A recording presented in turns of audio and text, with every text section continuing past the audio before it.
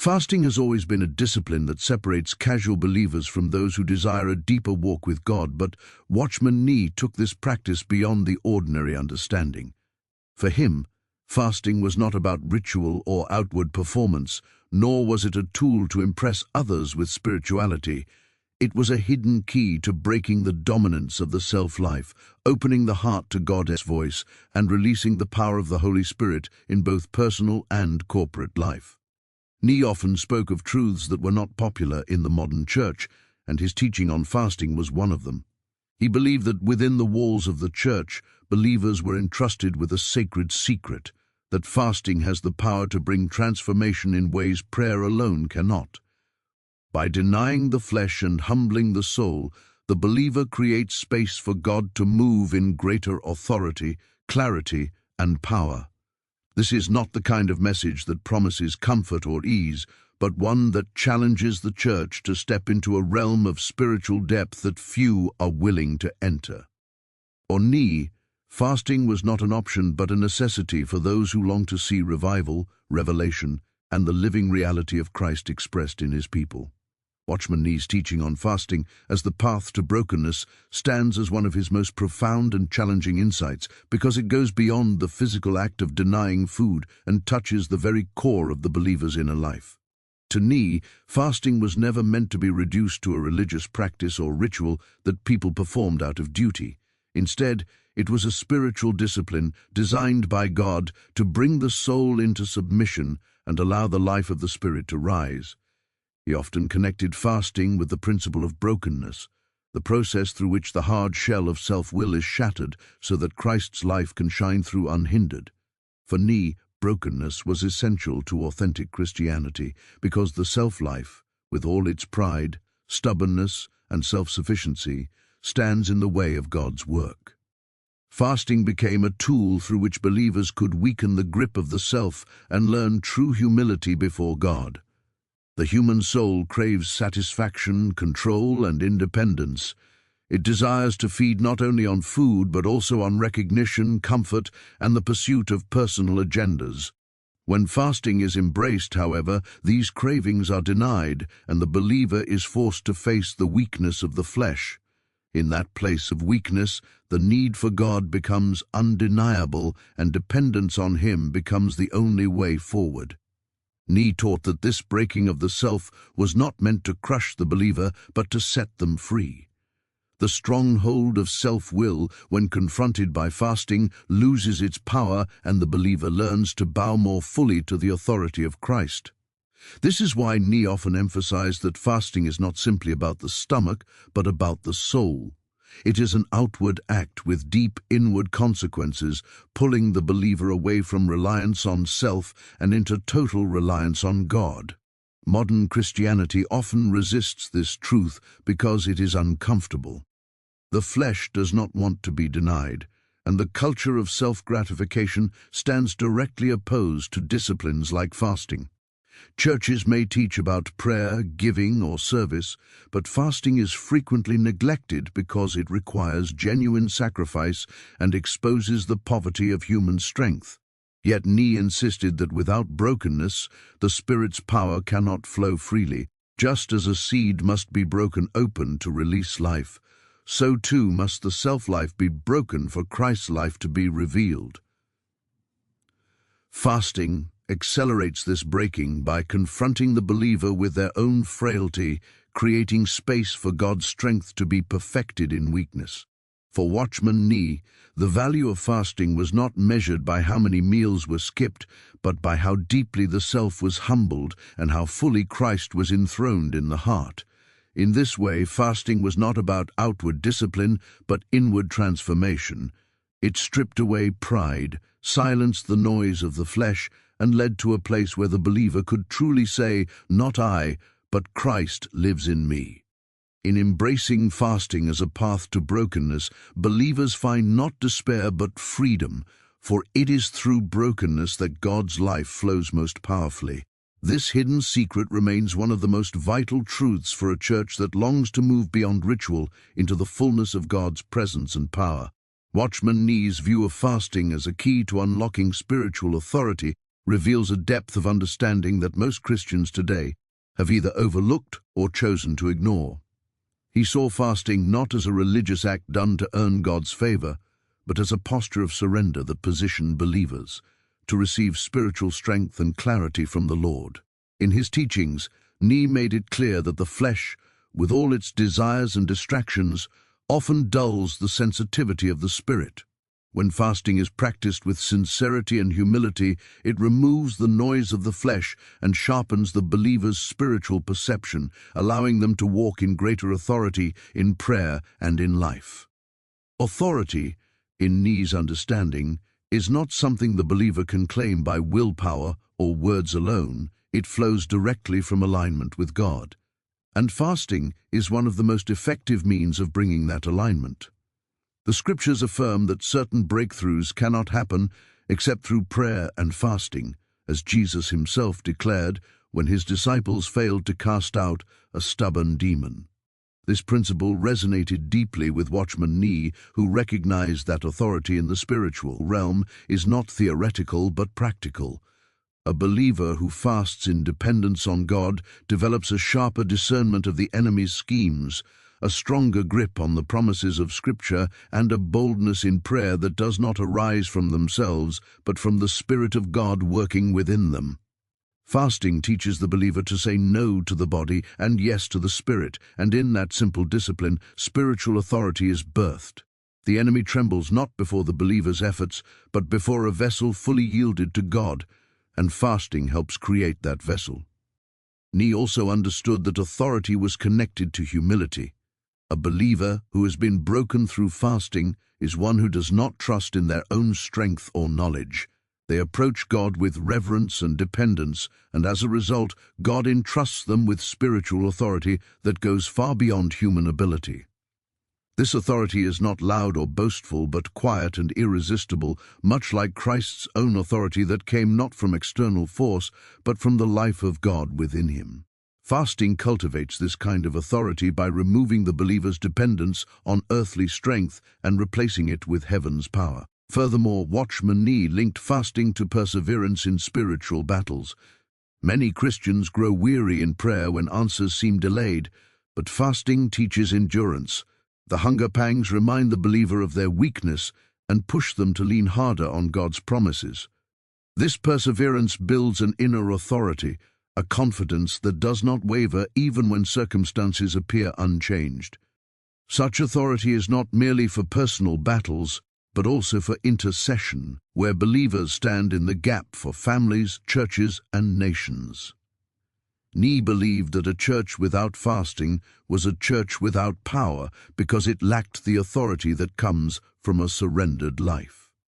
Ultimately, fasting unlocks spiritual authority because it dethrones self and enthrones Christ.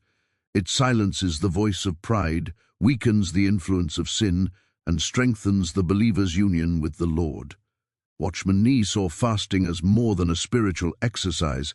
He saw it as an act of warfare, a way of laying hold of God's promises with a strength not of this world. Through fasting, believers discover that true authority is not about commanding with human will, but about standing firmly in God's will, clothed with his power and boldness. Watchman Nee believed that fasting was far more than a religious ritual or a physical exercise in discipline. He saw it as a gateway into deeper revelation of God's truth and will. For him, fasting created an atmosphere in which the believer could discern God's voice with greater clarity, unclouded by the distractions and noise of the flesh. The human body, when fed and indulged, often grows complacent, and the soul easily becomes preoccupied with earthly concerns. But fasting interrupts this cycle and sharpens the believer's spiritual senses, much like tuning a radio to a clearer signal. In moments of fasting, the soul's dependence on food and comfort is stripped away, leaving a space where the Holy Spirit can speak more directly. Nee observed that revelation rarely comes to the distracted heart, but when the body is subdued and the spirit is alert, God's wisdom flows more freely. This truth is illustrated throughout Scripture. Moses fasted on Mount Sinai before receiving the law. Daniel sought understanding through fasting and received visions about future kingdoms, and Jesus himself fasted in the wilderness before beginning his ministry. Nee emphasized that these were not coincidences, but patterns of divine principle. Fasting prepares the heart to receive divine revelation by cutting off the clutter of earthly appetites. A believer who is willing to deny themselves in this way demonstrates to God a hunger for his presence greater than the hunger for bread. That posture of desperation opens the door for God to reveal truths that are hidden from the casual seeker. Nee insisted that such revelation could not be obtained merely by study or intellect. It required humility, submission, and the quieting of the flesh. Fasting also helps believers discern between the voice of the flesh, the voice of the enemy, and the voice of God. Without fasting, these voices can easily blur, leading to confusion and misdirection. But when the body is weakened, the spirit is strengthened, and the believer becomes more sensitive to the gentle leading of the Lord. This heightened sensitivity often brings clarity in decision-making, boldness in faith, and direction in prayer. Nee saw fasting as a sacred tool for discerning God's will in times of crisis or uncertainty, not because fasting manipulates God to speak, but because it clears away the barriers that prevent believers from hearing him. Another aspect of revelation that fasting unlocks is a deeper understanding of Scripture. While studying the Bible with the mind is necessary, Nee taught that true revelation comes from the Spirit enlightening the Word. Fasting humbles the intellect and allows the Spirit to illuminate passages with new depth and life. A believer who fasts while seeking God's Word often finds that familiar verses suddenly burst with new meaning, offering direction, encouragement, or correction that speaks directly to their situation. This kind of revelation cannot be forced, but is received as a gift when the believer approaches God with a surrendered heart. Ultimately, Watchman Nee's teaching on fasting and revelation points to a central truth. God desires to reveal himself, but he looks for hearts that are truly hungry for him. Fasting is a way of declaring that hunger and positioning oneself to receive what God longs to give. Through fasting, believers are not simply emptied of food, but filled with light, wisdom, and spiritual insight that reshapes their walk with him. For Nee, fasting was not about deprivation, but about illumination, not about weakness, but about divine revelation that transforms lives and guides the church into deeper realities of God's purpose. Watchman Nee's teaching on fasting did not stop at the personal level. He also emphasized its corporate dimension, showing that fasting held immense power for the whole body of Christ when practiced together under the Spirit's leading.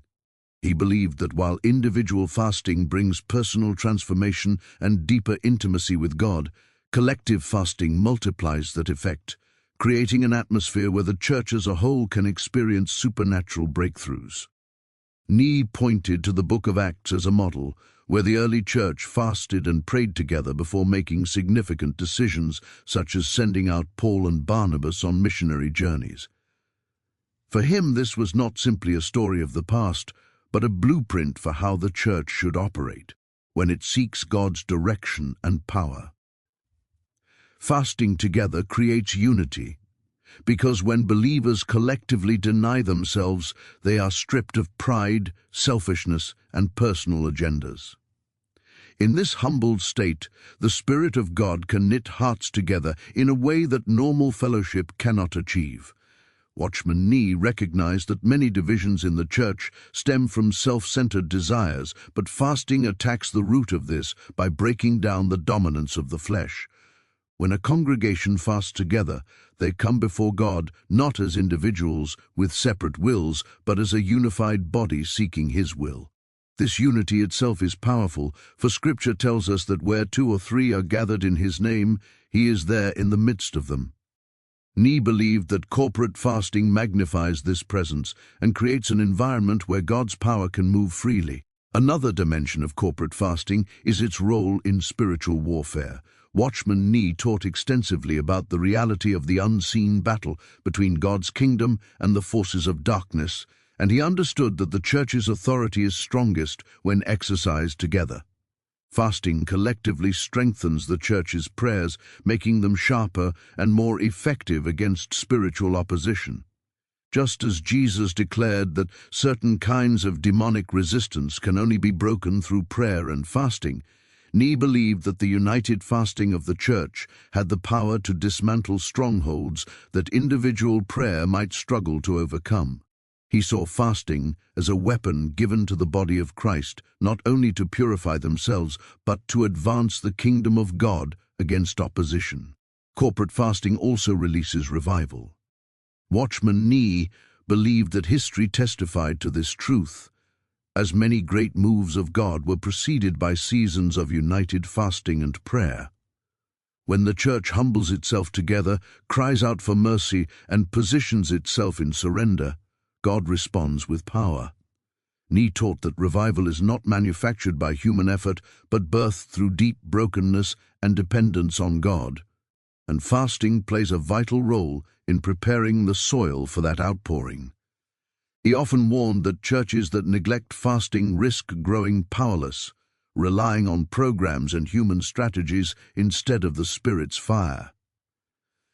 But when fasting is embraced, it creates room for God to breathe fresh life into His people, restoring passion, holiness, and effectiveness in ministry. In this way, Watchman Nee's perspective on fasting went beyond personal piety and highlighted its essential role in the collective life of the church. He saw it as both a discipline and a secret weapon, capable of uniting the body, breaking spiritual resistance, and ushering in revival. Fasting together was never meant to be a burdensome ritual, but a joyful declaration that the church desires God more than comfort, more than food, and more than self. In that shared hunger, God's Spirit is poured out in greater measure, and the church becomes the vessel of power and authority it was meant to be.